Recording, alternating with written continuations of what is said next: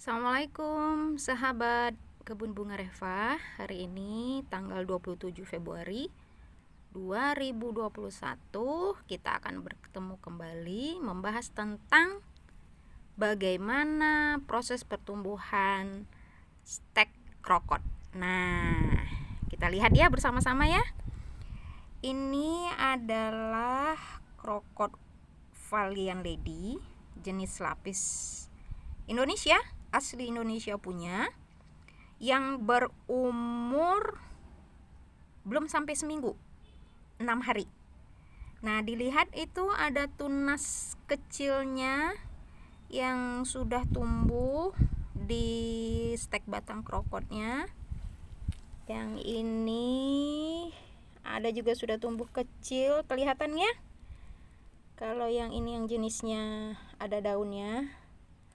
Kalau yang ini betul-betul gundul.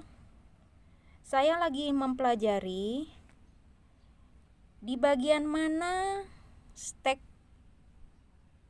batang krokot itu tumbuh. Nah, akan kita lihat bahwa mereka akan tumbuh di sisi ruas-ruas batangnya. Ini ada kelihatan ya. Nah, ada kelihatan kecil. Ini ruas batangnya ada. Ini juga di bawah juga ada. Jadi pastikan ketika kita menanam krokot dengan metode stek, ada sisa bagian batang yang memiliki ruas batang, dan pastikan memang harus mana bagian bawah dan mana juga bagian atasnya. Nah, ketika kita melihat ada jenis batang steknya yang membusuk seperti ini, nah kita lihat ada yang membusuk, kita harus berjaga-jaga agar bagian busuknya itu tidak menjalar sampai ke bawah. Kemungkinan besar seperti ini tidak ada ruasnya ini yang saya tinggalkan, sehingga bagian busuk di atasnya itu bisa menjalar ke sini. Ini juga.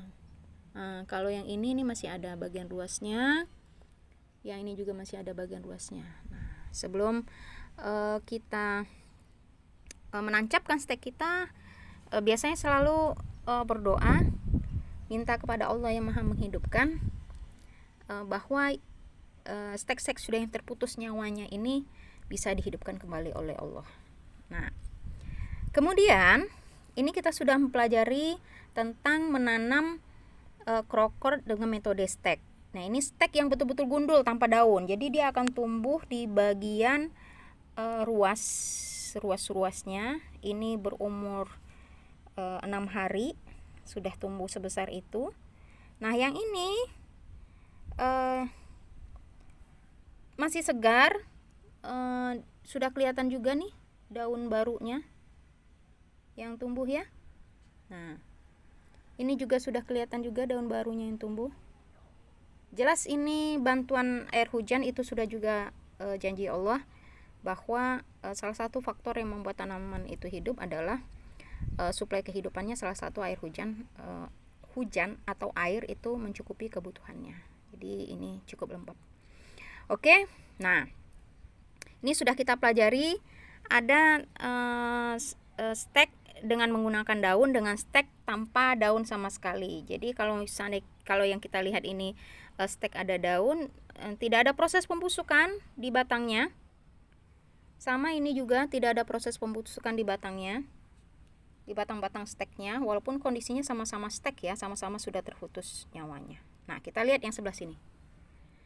Ini sudah berumur 2 minggu, sama-sama stek juga, malah sudah mekar bunganya.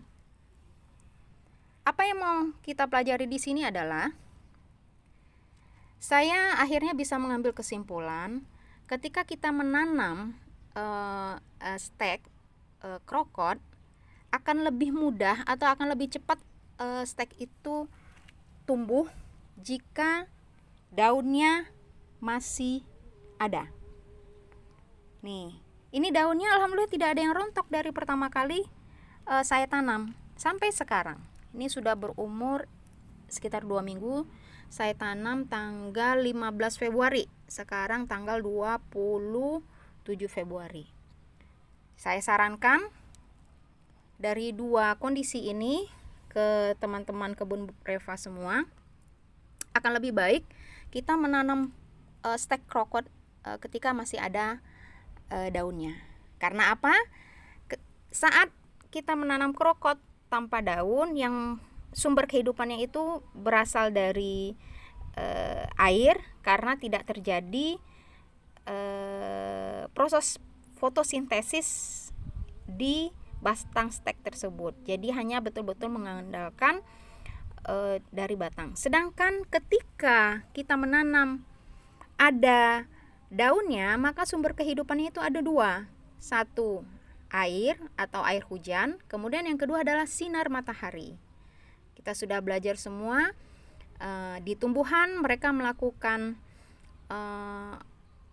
fotosintesis. Yang fotosintesis itu terjadi di daun. Hasil fotosintesis itu adalah sumber kehidupan buat mereka. Oke, teman-teman semua, akan lebih enak jika teman-teman berbelanja krokot itu dengan jarak yang tidak terlalu jauh dari lokasi teman-teman.